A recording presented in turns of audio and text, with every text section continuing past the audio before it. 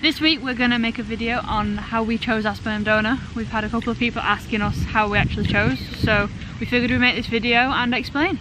Yeah, so Luce got her CMV results and it said that she was negative.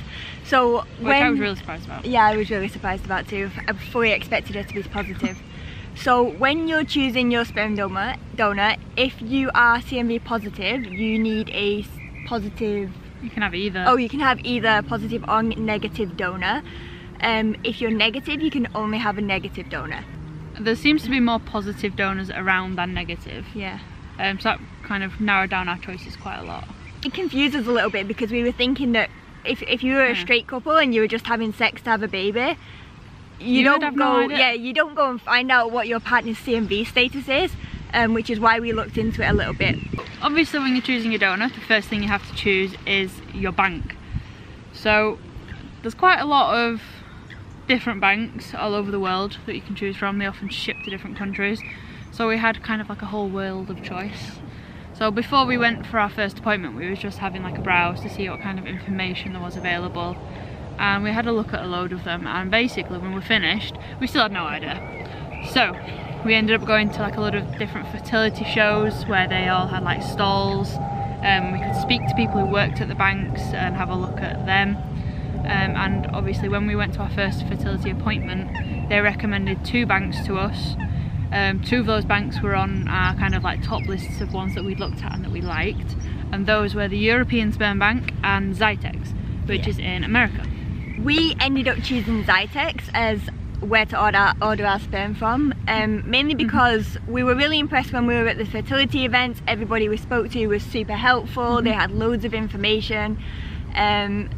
Also, we found that compared to the other bank that we'd looked at, there seemed to be a lot more choice, especially because Luce was CMV negative. A lot more choice and a lot more available stock. Yeah. We started to email one of the what was she called? The international relations person. Yeah, the lady that kind of ships it to the UK, and she was really nice. She was really helpful. She always responded to her emails like really quickly. Yeah, I just used to tell Lucy to tell her we loved her because she responded so quick. I didn't do that, but I did say a big thank you when we actually ordered. The price from Xytex was quite, like, I think it's all overpriced anyway. It's all very, but compared to everywhere else, it was quite reasonable. European was reasonable as well, like, but other banks that we looked at were really expensive. Yeah. We were being photobombed by dogs. Our clinic, somebody else was also ordering from our clinic at the same time. And sorry about the ducks. Never work with animals. So somebody else was ordering from the clinic at the same time from the same sperm bank, and we were able to split the shipping costs. So it was instead half. of $600, it was like $300, which is a big difference, and we definitely really appreciate that, and we love that that was an option that was available to us. Yeah, and we also found, just to throw it in there, that it was cheaper to order our sperm from the US and ship it than order it from London. Yeah, that's so crazy, it's ridiculous.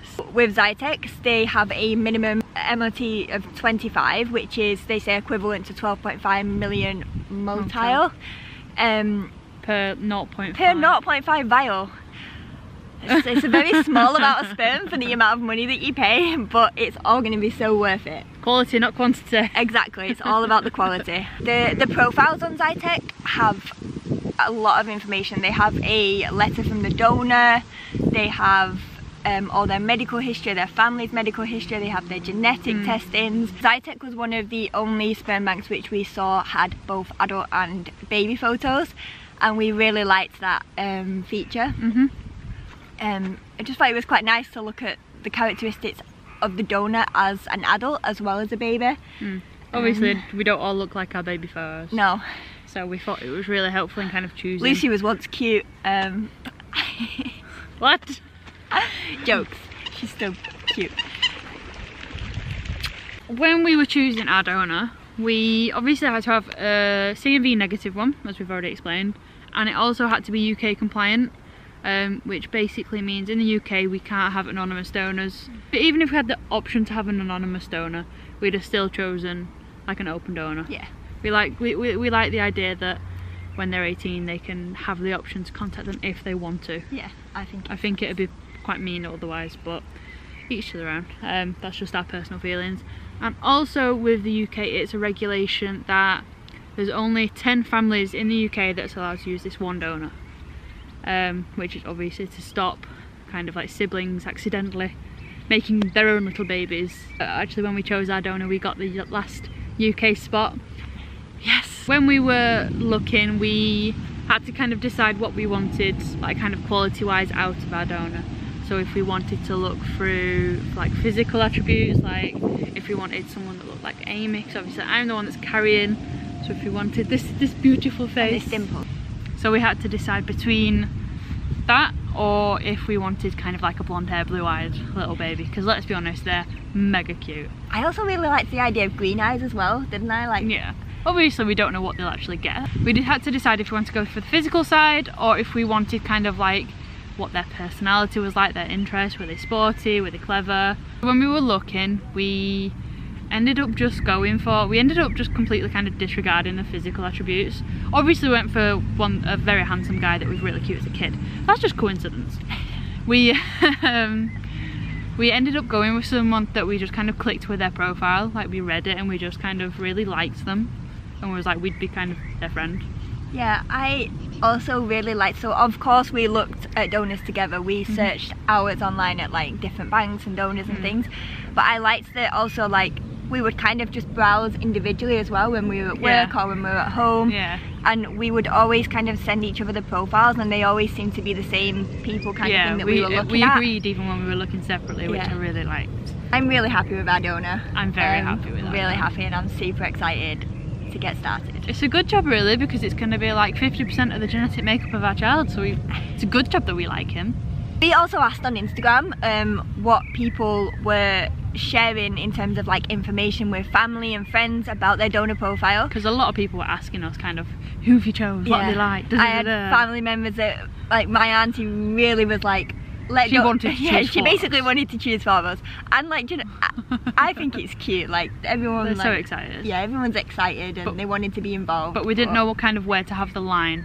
Obviously we were excited and we want to share like all this information, but equally we kind of want to keep the information to ourselves, because like it's for our child at the end of the day, and it's a really personal thing to share.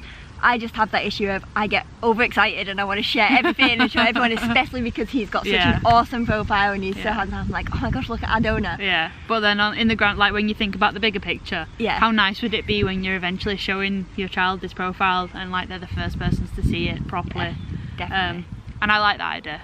So yeah, so we have kept most of the information, the majority of the information about the donor private. So we're sending out like little cards to our family, kind of updating them on everything, and we've done a card of 5 things we want you to know about our donor, and that is things like hair colour, eye colour, and basic information like that, just to keep them happy pretty much. But and because we do want to share things, we do want to share things with them, just not too much. So it's going to be a big part of the child's going to be a big part of their life as well, so it'd be nice for them to have a little bit of an idea about where they've come from. Yeah. So we think we will share 2 things with you guys. Sure. So we did not go for the blonde hair and blue eyes because we figured they might get it anyway. We did go for dark hair and dark eyes. Yes, and that's all you're getting. Exclusive.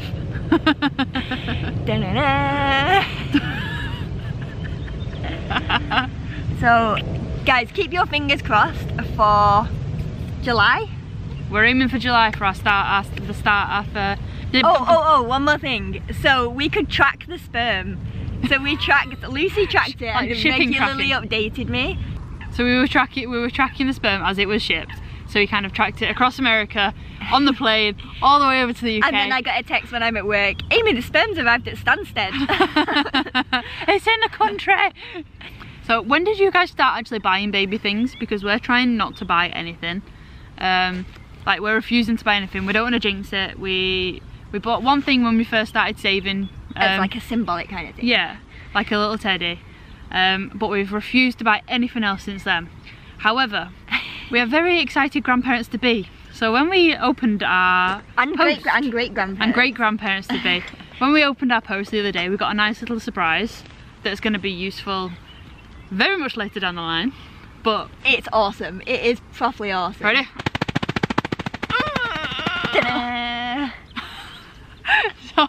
So Amy's mum sent us this cute little baby top with Pikachu on it. She's so excited, which is really cute, and we really appreciate it. And we really love getting little gifts. We're just not buying them ourselves. Yeah, we're not going to tell people not to send us stuff. Of course, they can send as much as they want. Like, yeah, it just shows how excited everybody is, and we love it. We're so happy. Yeah. And like your grandma's knitted like cardigans, blankets, and all sorts. We've got some of them in the drawers, but yeah. Gorgeous. Okay, so yeah, so that's our update on how we chose our sperm donor and what we kind of went for. And hopefully this time next year we'll have a mini baby. I'm so excited. Thank you for watching. We hope you've enjoyed the video. Please share your stories. Yes, definitely. Like, how did you, like, how much information did you share? Like, and how did you choose your donor? Did you go for what they look like, or their personality, or I don't know, we'd like to know. Yeah, thank you for watching anyway. Please give the video a like, a big thumbs up. Please do subscribe. We really appreciate it, and we love all the support that we've had. Bye. Bye.